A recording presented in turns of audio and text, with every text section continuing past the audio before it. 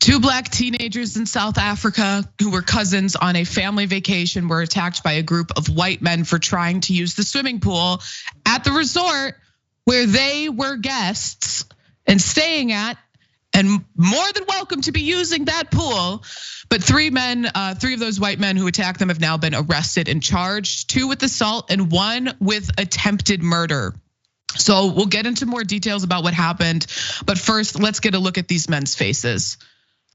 So first we have human garbage number 1, who starts the assault by open palm slapping the boy in the pool. So that's him. Then we have the murderous piece of garbage number 2, who not only choked the 13-year-old, but tries to drown the other boy underwater after he comes to his cousin's defense. You can see him in that second picture there, literally holding the boy's head underwater. So this is why he's been charged with attempted murder. And we'll get into it later, but he says something to the kid while he's holding his head underwater that, established his intent to kill him. And then here's the human garbage number 3, who joins the fight across the fence just to, assault and pull the hair of an innocent child. So we've got some information about what led up to this violent racist attack from the New York Times. Gokong Nakedi said that in the early afternoon on Christmas Day, he and his cousin Sifo Kumalo, who's 13, had set out to swim at the pool on the campground side. Almost as soon as they arrived, he said white guests began asking them what they were doing there and saying that they were not allowed there. Kogong said that he got into the pool anyway, but as tensions increased, he and his cousin left to tell his father. Mr. Nakedi, who's 58, said he went to confront the men who had stopped his son and nephew. It appeared, he said, they thought the teenagers were not guests at the resort and therefore not allowed to use the pool. Mr. Nakedi said he explained that they were indeed guests and the situation appeared to clear up. But when they went back, Gokong said one of the men closed the gate and stopped them from entering. An argument ensued with Gokong and the man jabbing their fingers at each other, according to security footage from the pool provided by the Nakedi family, who said the resort's manager had turned it over. So we have that security footage. So let's take a look at that so we can get an idea of what's going on. So here is the pool. And you can see in the corner as the 2 boys are approaching, and then you can see this person walk up and close the gate to prevent them from entering the pool. And you can see there's people in the pool right now, but the boys are, having a conversation with him, trying to explain that, they're guests, they're allowed to be there. So there's like a little argument going on, but then you can see here, they just walk around and hop the fence to jump in the pool because they have every right to be using that pool. And as soon as they enter, all these racist, white people in the pool jump out. And so then the teens are trying to swim and genuinely just minding their own business while these adults are verbally berating them before they start physically attacking them. So that's the security cam footage there. So then the fight starts to escalate here. Another racist man walks over and he starts slapping the boy in the water. You can see there, he puts his hands on him. And then the fight continues to escalate, throws the kid in the pool. They start physically assaulting him. More men jump in. And then here's when you can see the second man hold the kid's head underwater.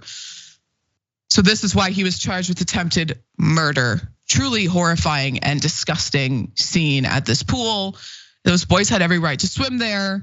I mean, and these are grown adults attacking children who are just trying to enjoy their vacation, their stay at this resort, because they are deeply and disgustingly and violently racist. So let's get back into why the man is being charged with attempted murder. No, Gokong Nakedi, 18, later said that the man who was trying to hold him underwater kept saying, "You're fighting for the water, now you'll die." On Wednesday, the police announced they had arrested and charged 3 white men, Johan Nell, 33, Jan Stephanus Vander, I'm not gonna try to pronounce that name, I'm gonna be honest, who appeared in court on assault charges, and the third suspect, 48, whose name was not released and who is scheduled to appear in court on Thursday on a charge of attempted murder. So after footage of the brutal assault was released, a group of Black South Africans organized a takeover of the hotel pool. So let's take a look at that.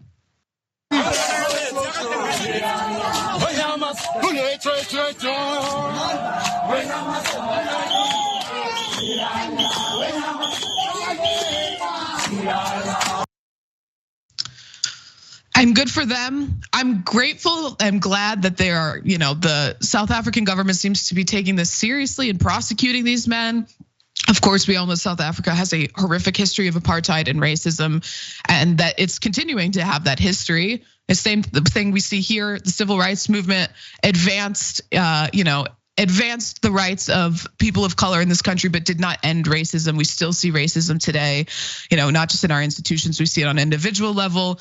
Same thing in South Africa. This is just it was truly horrifying to watch these adults who are so willing to dehumanize these children and assault them and attempt to kill them because of their racist beliefs.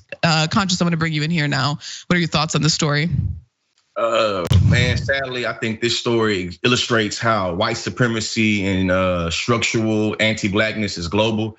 We see that literal descendants of European invaders, European colonizers, European settlers are able to see the descendants of native South Africans as being not able to be there, or it's not being allowed there. It's not being, you are not supposed to be here. You know what I mean? So to me, it's just being able to understand how particular individuals are emboldened to kind of be a vigilant or to be a police that's able to police Black bodies and saying where they can be at and where they can't be at. And it just shows how it's almost like international, how regardless of what, you feel me, orientation you have towards African peoples, you feel me, something about when you come from Europe and you have a relationship to Black people and you relate to those Black people in its historical scramble for Africa way and make it where you justify doing things like this. The last thing I'll say to end this rant is we should watch this case, specifically how Western media talks about the due process that these 3 white gentlemen get. If we start to see and them talk about,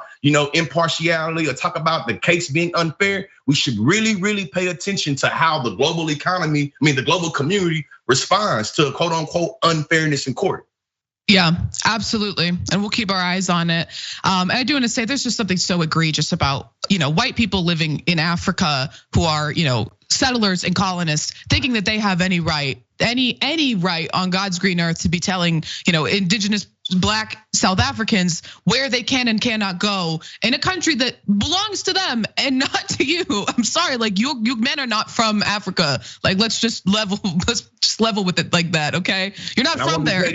I want to be petty real fast. I'm sure Elon Musk is very happy. I'm sure Elon Musk is happy. You feel me? I know he's happy because I recognize how he likes to exploit Black bodies and be able to use Black bodies to be able to prove his humanity and prove his ego. You see what I'm saying? That's a part of, to me, when I was in college, I learned, through my degree of African American studies about this concept called like white psychopathology. And through the concept of white psychopathology, you're able to see how bodies, how bodies relate towards each other and how there's always a superiority complex. You feel me? When I learned about anti-Blackness, I seen how Black people are rendered socially dead. Whether you're a Black person in the Caribbean, a Black person in South Africa, or a Black person in America, we recognize that the law, structures, and institutions usually orient themselves towards you in a particular way that justifies your brutality or justifies your social death. Again, it's going to be very, very, very interesting to see how the global community looks out for their fellow whites in that South African court.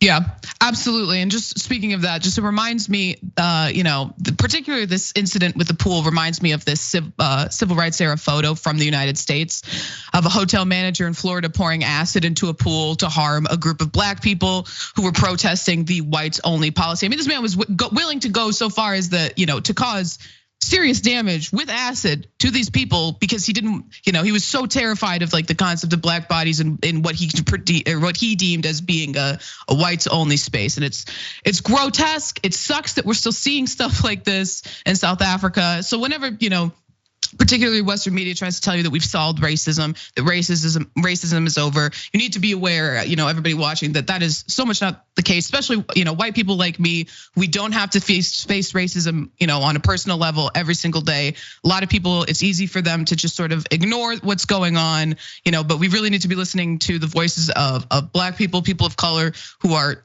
telling these stories of the racism that they face so that we can continue to fight it together. So that's all we got for this story. Conscious, I want to give you the last word on this. Man, the last thing I'll say is that I think that those type of stories illustrate how Black people are seen as being inherently dirty or inherently filthy. And also, I think exposes the insidious nature of anti-Blackness. I think that all those, I think that a lot of the white people that were involved in this particular incident in South Africa will probably have no problem with the dirty Black people being able to clean up for them.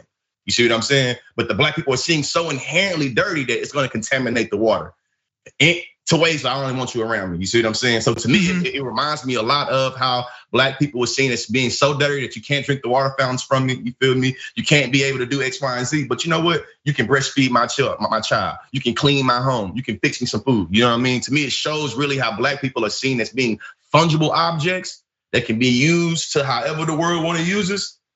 But we still seen as being dirty and filthy and exposable and disposable. It's very insidious how these two things kind of work together.